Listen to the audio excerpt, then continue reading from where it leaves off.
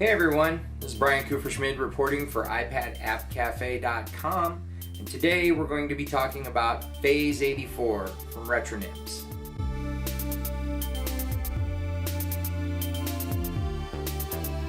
Phase 84 by Retronyms is a phase distortion synthesizer. This was modeled after the Casio CZ series synthesizers, and phase distortion allows you the analog warmth that you would see on an analog synthesizer, but you can still achieve some of the clanging bell-like tones that you would see with an FM synthesizer.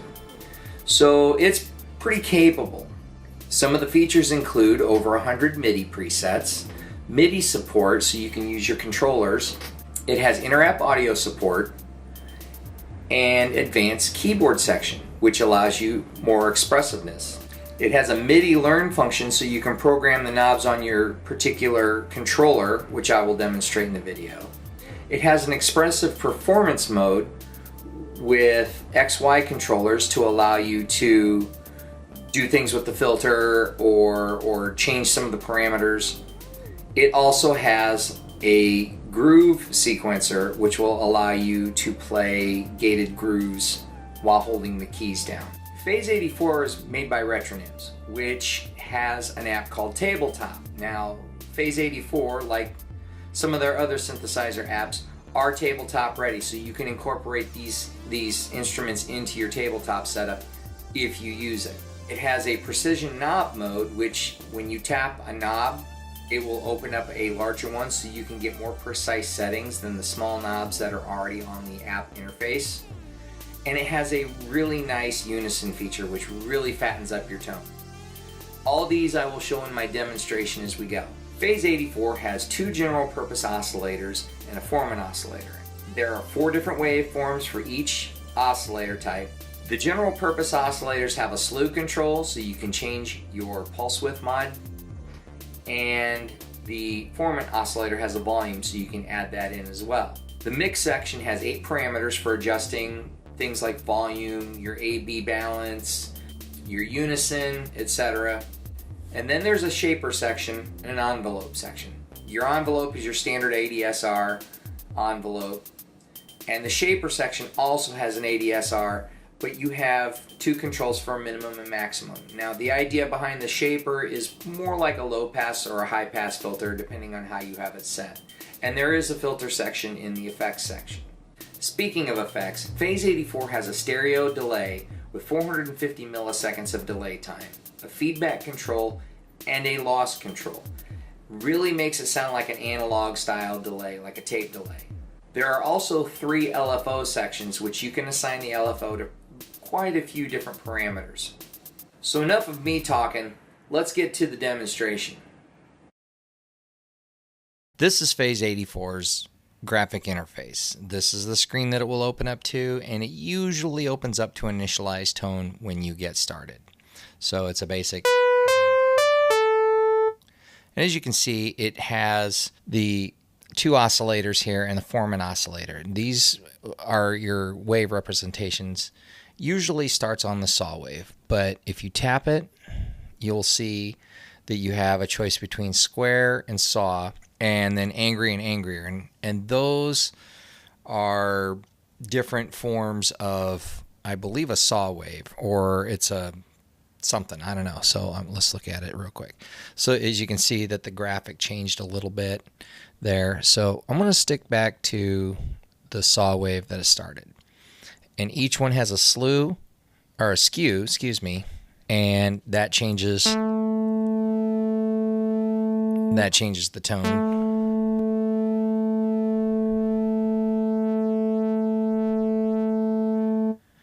So that will basically, it's similar to doing a pulse width modulation. And then you have the Foreman control, which, and again, it too has 4 different types of waveforms to use. So that's your oscillator section. You go over to the mix section and you have 8 different controls. You have your gain control, which essentially is the master volume, an A-B balance control between the 2 different oscillators, an octave control, which I believe the second oscillator is controlled by that. So essentially it would be, and then a finer tune control that you can use to detune one of the oscillators from the other. And then you have an FM amount control, which is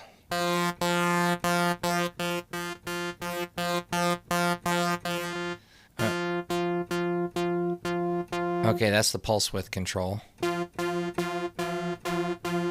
unison control, and that pretty much makes up the mixer section.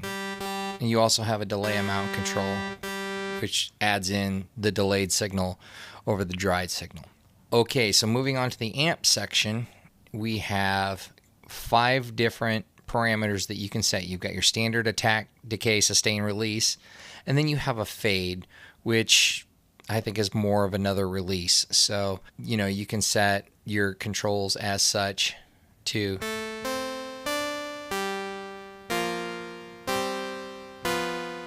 change your envelope. And then if you move it over, you have the shaper controls for what would essentially be the filter.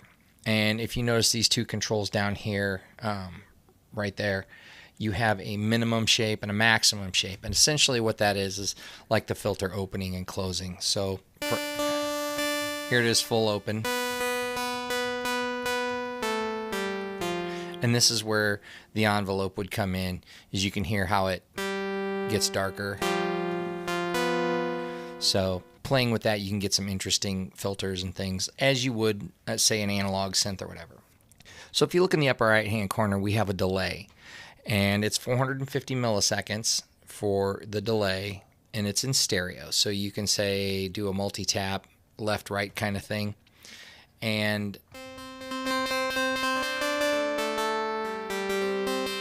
so what you're hearing right now is I'm running basically a stereo cable into a mono input. So you're getting one side stronger than the other. If it were in stereo, you would hear exactly what that would be like. There's also a feedback control.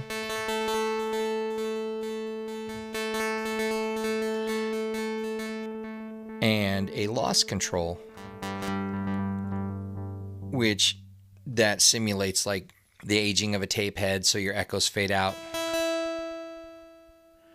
And one of the things that I like doing, and I really like this, I wish it had just a little bit more delay time to it. I mean, 450 milliseconds is probably all you need, and they're probably sticking to like the 80s style delays and what have you. But usually I prefer something around, say, 500 milliseconds max, because that'll sync up a lot easier with, you know, like a 120 beats per minute or whatever. The other thing is, if it had a tap tempo, that would be great too. That's the only like downside to what I feel about the delay, but otherwise it sounds really nice. One of the things I like doing with it, if I create a kind of a pad type sound,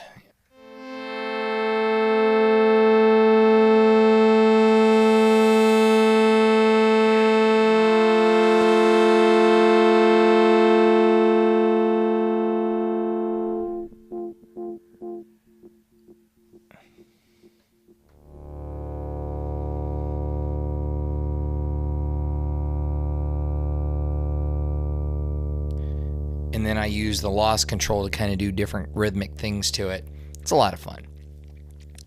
So if you scoot over to the right on this, you run into the filter parameters. And what that really is it works with the shaper to help you get more of a filter, like an analog style filter that you can overdrive. It has a shaper lock control, which has it has something to do with, I believe, the envelope and how it works with the shaper controls. And then you have a resonance, which allows you to peak a resonance similar to what you would with an analog filter.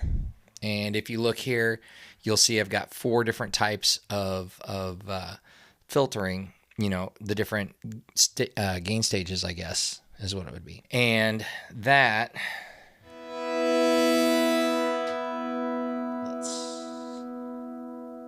there we go, let's do this.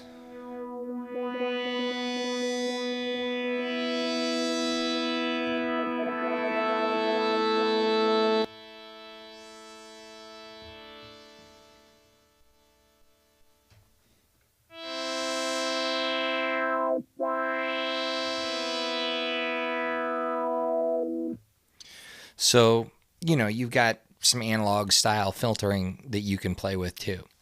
Now, down below that is your LFO section, and it has 6 different parameters that you can use, and you can assign these LFOs to different functions on the oscillators and what have you. It even goes up into audio range, so you can do kind of a, I don't know, something like almost like an FM kind of thing. It's actually kind of cool, but it kind of limited on sounds, but that's okay. I mean, I'll show you an example here, hopefully. It also has different modes of polyphony, so you can either have a polyphonic full or a polyphonic glide sound, where, for instance, polyphonic glide, let me show you that real quick.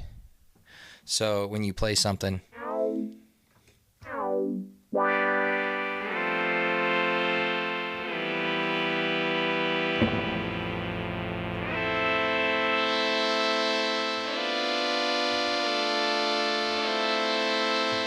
like that, and then you've got a monophonic held and a monophonic glide, which is typical of like a monophonic synthesizer with a portamento. You also have scale controls for the amp, the shaper, for the rate and the level. You have a velocity control for the amp and the shaper, and then mod wheel controls for LFO 1 and shaper. That is pretty much the main screen. Now, switching over to performance mode, you have the tweak mode, which is your main interface screen. Then you have performance mode. And what this is allows you to use it live. So say, for instance, you're doing something, you've got a filter control here on this XY pad, and then you have like a pulse width mod control with an AB mix on the right XY pad. You can also sync tempo with your groove control here, and to give you an idea what that sounds like.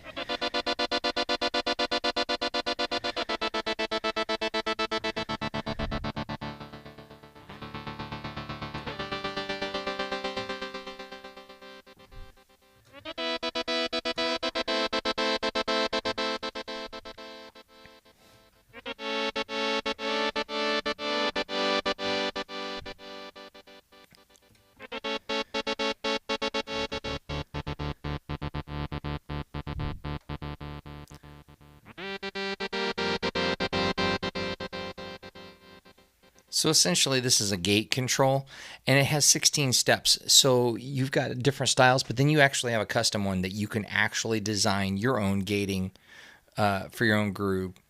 And of course you can have it off, which...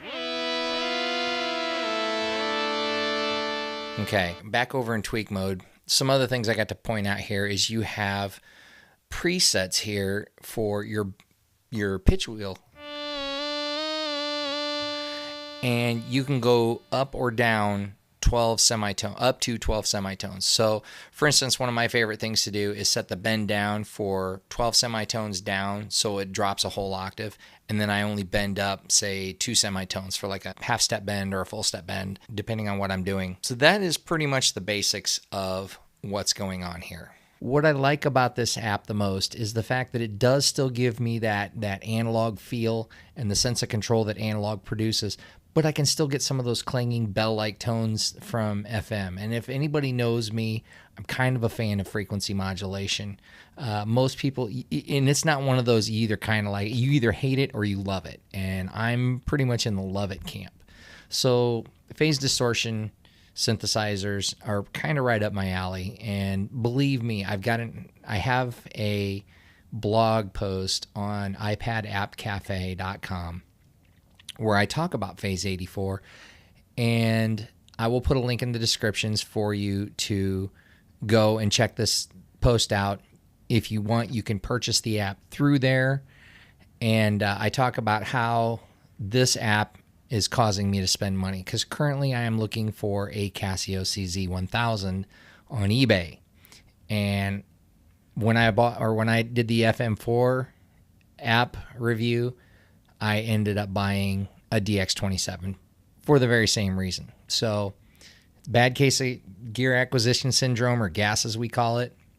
But Retronyms Phase 84 fills the void for a phase distortion synthesizer, and it sounds really good. Like I said, it'd be nice if it had tap tempo control and maybe more delay time. Other than that, I can't complain about this app at all. I really like the sound of it.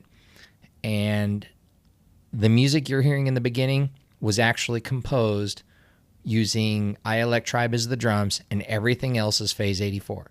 So thank you for watching. If you like the content, please subscribe to my channel.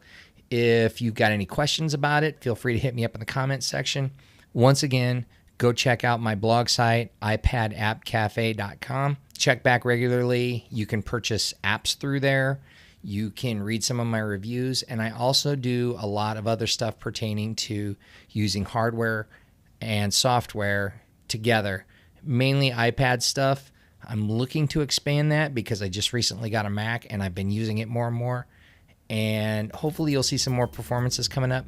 Thanks again. Happy apping.